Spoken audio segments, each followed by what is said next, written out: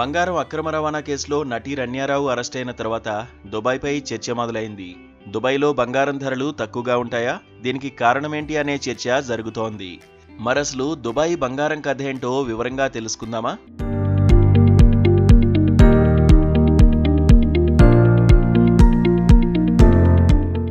దుబాయ్లో బంగారం ధర భారత్తో పోలిస్తే చాలా తక్కువ. బంగారం వాణిజ్యానికి దుబాయ్ ఎప్పటినుంచో కేంద్రంగా ఉంటుంది. భారత్ కంటే తక్కువకే అక్కడ బంగారం దొరుకుతుంది. ఇందుకు అనేక కారణాలు ఉన్నాయి. బంగారం కొనుగోళ్లపై దుబాయ్ ప్రభుత్వం ఎలాంటి పన్నులు విధించదు. దీంతో అక్కడ మార్కెట్ ధరలకే వినియోగదారులు బంగారాన్ని కొనుక్కోవచ్చు. ఇక భారత్లో కాకుండా దుబాయ్ ప్రభుత్వం బంగారం దిగుమతులపై కూడా ఎలాంటి సుంకాలు విధించదు. దీంతో పసిడి ధరలు మరింత తగ్గుతాయి.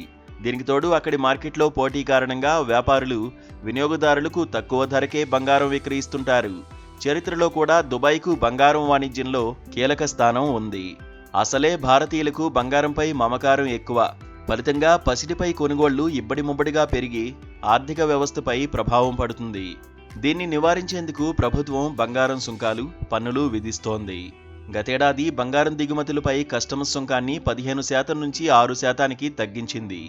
స్మగ్లింగ్కు అడ్డుకట్ట వేసి చట్టబద్ధమైన దిగుమతులను ప్రోత్సహించేందుకు ప్రభుత్వం ఈ నిర్ణయం తీసుకుంది.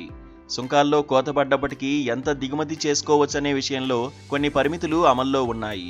దీన్ని దాటితే అదనపు పన్నులు చెల్లించాల్సి వస్తుంది. దీనికి తోడు భారతీయ పర్యాటకులు విదేశాల నుంచి కొని తెచ్చుకునే బంగారు నగలపై కూడా పరిమితులు ఉన్నాయి. పురుష ప్రయాణికులు ఒక్కొక్కరు గరిష్టంగా 20 గ్రాములు లేదా 50,000 రూపాయల విలువైన బంగారాన్ని కస్టమ్స్ డ్యూటీ చెల్లించకుండానే భారత్కు తీసుకురావచ్చు. మహిళల విషయంలో ప్రభుత్వం ఈ పరిమితిని 40 గ్రాములు లేదా 1,00,000 రూపాయల విలువైన బంగారంగా నిర్ణయించింది. ఈ పరిమితి దాటితే అదనంగా కస్టమ్స్ డ్యూటీ చెల్లించాల్సి ఉంటుంది.